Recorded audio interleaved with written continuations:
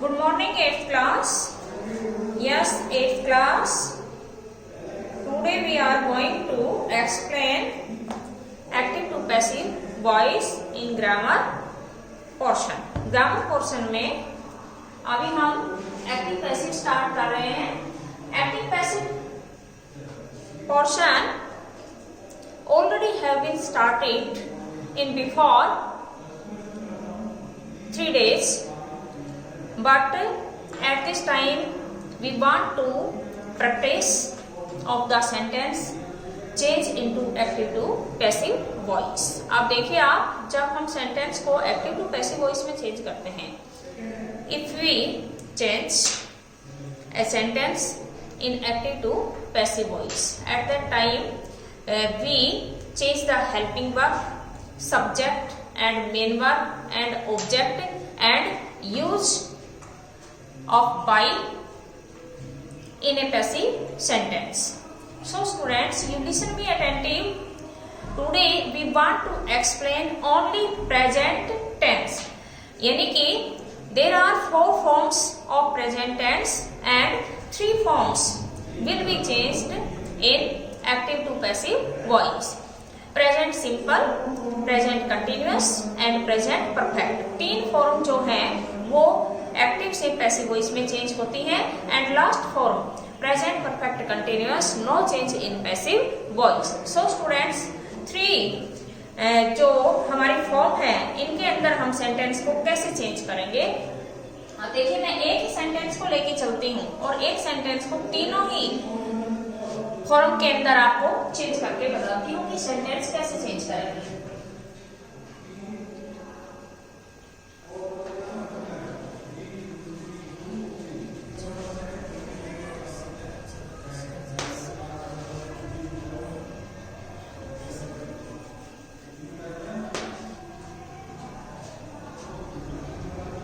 Teacher जो है ये सब्जेक्ट है, टीचर्स है ये एमवी फर्स्ट एस या ईएस का यूज है, लेसन यहाँ पे ऑब्जेक्ट. स्टूडेंट्स, आप ये सोचेंगे या कहेंगे कि इस सेंटेंस के अंदर हेल्पिंग वर्ब तो है ही नहीं, but helping verb is not use in present simple tense in affirmative sentence. This sentence is affirmative. ये सेंटेंस कैसा है? अफर्मेटिव है. और अफर्मेटिव सेंटेंस के अंदर हेल्पिंग वर्ब का यूज नहीं होता. इसमें मेन वर्ब के साथ में एस या ईएस का यूज होता है. वो भी कब? जब sentence at that time in a sentence subject is singular, we use S या ईएस विद मेन वर्ब. जब सेंटेंस सिंगुलर होता है, ही सी इट या कोई भी नेम होता है, तब मेन वर्ब के साथ में एस या ईएस का यूज किया जाता है. और जब सेंटेंस प्लूरल होता है, in a plural sentence we can not use S या ES with main verb. Main verb के साथ में हम एस या ईएस का यूज नहीं करते प्लूरल सब्जेक्ट के साथ. जैसे आई, वी, यू, दे या कोई भी 2 और मोर देन नेम है, उनके साथ में हम एस या ईएस मेन वर्ब के साथ प्रेजेंट सिंपल टेंस में यूज नहीं करते.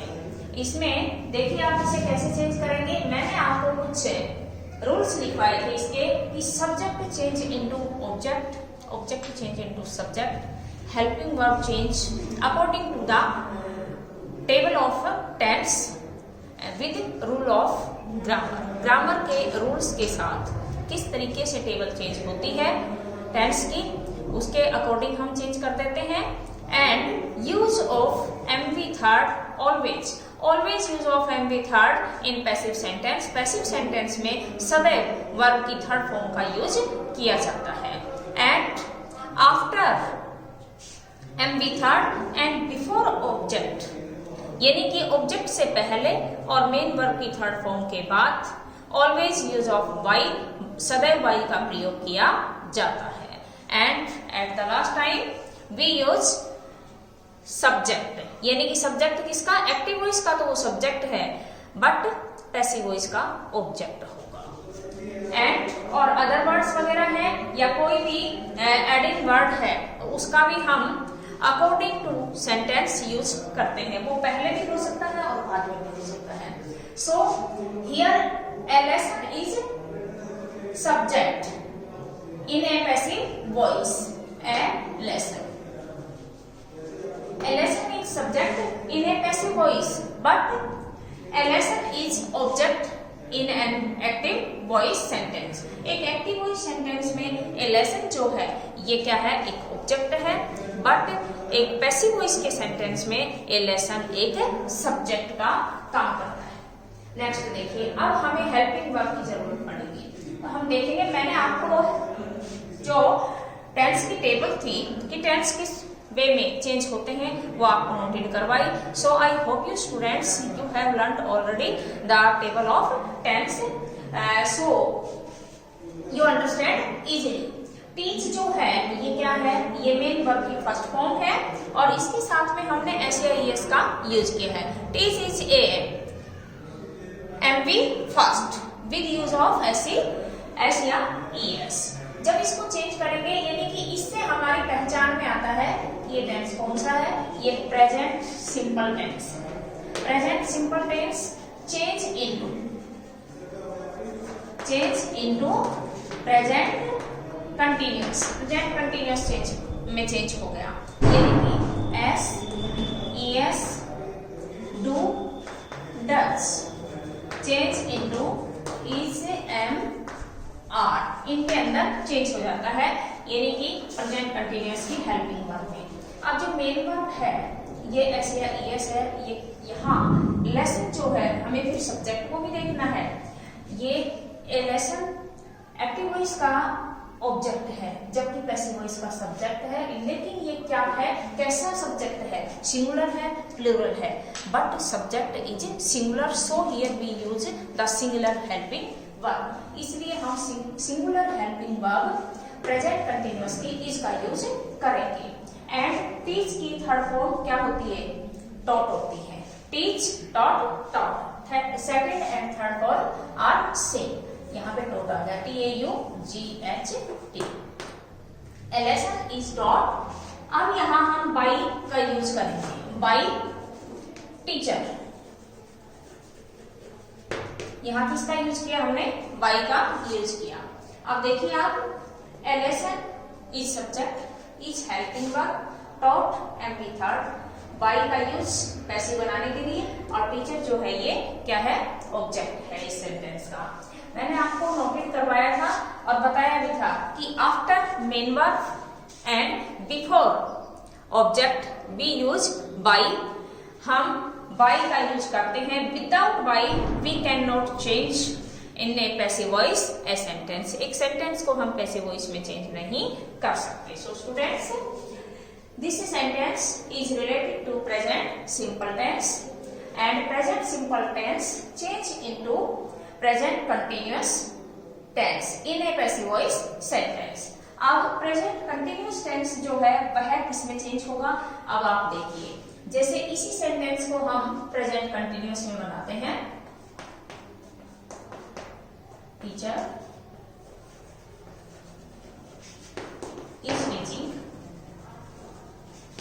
Is teaching A lesson. यहाँ टीचर सब्जेक्ट है, इज हेल्पिंग वर्ब है, टीचिंग जो है वो एमवी फर्स्ट आईएनजी का यूज है इसके साथ, ए लेसन जो है ये ऑब्जेक्ट। इट मीन्स हमें सबसे पहले इसके सब्जेक्ट ऑब्जेक्ट को देख के हेल्पिंग वर्ब और मेन वर्ब को देखना है, और first of all our understanding should be clear according to the grammar rules. Grammar rule के अनुसार हमारी अंडरस्टैंडिंग जो है वो कंप्लीटली क्लियर होनी चाहिए। अब इसमें हमें ये देखना है कि टेंस कौन सा है। टेंस बिल्कुल क्लियर होनी चाहिए, जिसको क्लियर होगा, जिससे स्टूडेंट को वो इजीली इसे चेंज कर लेगा। मैंने अभी आपको बताया कि present simple change into present continuous में इजेएमआर में बदल जाता है, और जब किसी सेंटेंस में ऑलरेडी एक्टिव वॉइस में इजेएमआर होता है तब ऐसी कंडीशन में ये परफेक्ट में नहीं बदलता, but present continuous change into is being, इसमें बदल जाएगा, इस के साथ बीइंग लग जाएगा, एम के साथ बीइंग ऐड होगा एंड आर के साथ में बीइंग ऐड होगा। अब हमें पता चल गया कि इसके साथ क्या लगाना है, हमें बीइंग लगाना है पैसिव वॉइस में चेंज करने के लिए। बट सबसे पहले first of all we use here a lesson. Lesson जो है ये सिंगुलर सब्जेक्ट है, इसके साथ सिंगुलर ही वर्ब आएगी इज एंड आर में से इज, फिर यहां बीइंग लग गया। अब यहां आप सभी जानते हैं, as you know all of the students, MV first plus ING use in present continuous tense, यानी कि मेन वर्ब की फर्स्ट फॉर्म के साथ ING का यूज प्रेजेंट कंटिन्यूअस टेंस में किया जाता है। But when we change a sentence in passive voice, at that time we use MV third always। सदैव हमें मेन वर्ब की थर्ड फॉर्म का यूज करना होता है जब हम एक सेंटेंस को पैसिव में चेंज करते हैं। Here we change in passive voice teach plus ING teaching, teaching change into taught, third form में बदल जाएगा, यहाँ taught आ जाएगा, taught by टीचर, क्या हो जाएगा यहाँ पे बाय टीचर, यहाँ बाय टीचर का हमने यूज कर दिया। आप इसी सेंटेंस को in a same way we change in present perfect tense, इसी टेंस को हमें प्रेजेंट परफेक्ट में चेंज करना है।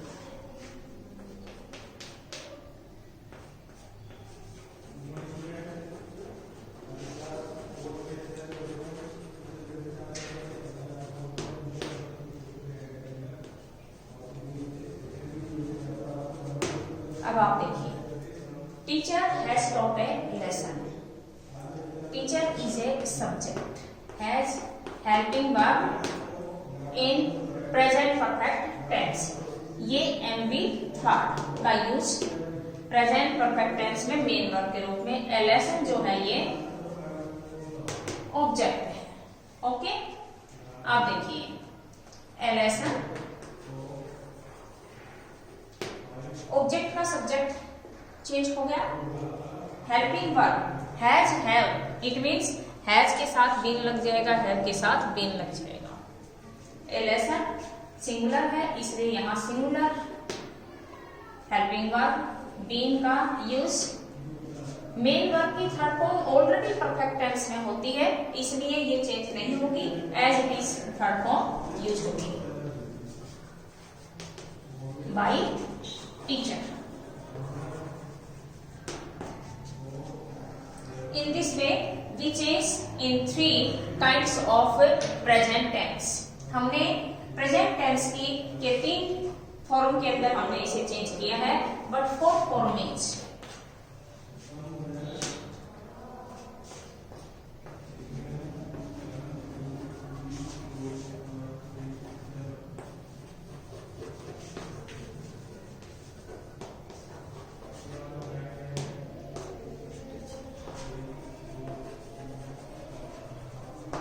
So students, no change in passive voice, इसका आंसर क्या होगा, no change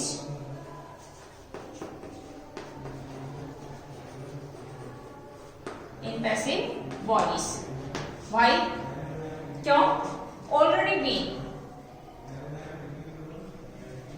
एक तो इसके हेल्पिंग वर्ब जो है वो ऑलरेडी पैसिव वॉइस में है, दूसरा indicate to a time, period of time and point of time, so we cannot change in passive voice of this tense, इसलिए हम इस टेंस को पैसिव वॉइस में चेंज नहीं कर सकते। At this time you note it your home assignment।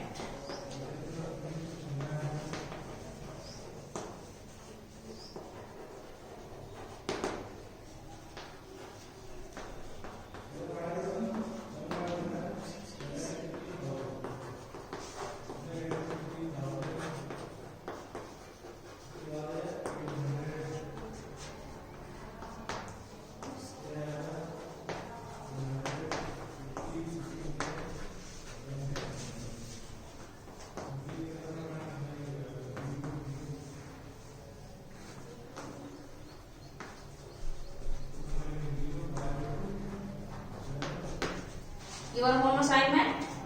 Do exercise of active to passive voice which is given in your grammar book. जो आपकी ग्रामर बुक में एक्टिव टू पैसिव वॉइस दी गई हैं, इन्हें आपको करना है. इट मीन्स प्रैक्टिस के लिए आपकी अंडरस्टैंडिंग क्लियर होनी चाहिए related to present tense. Okay students, see you next day.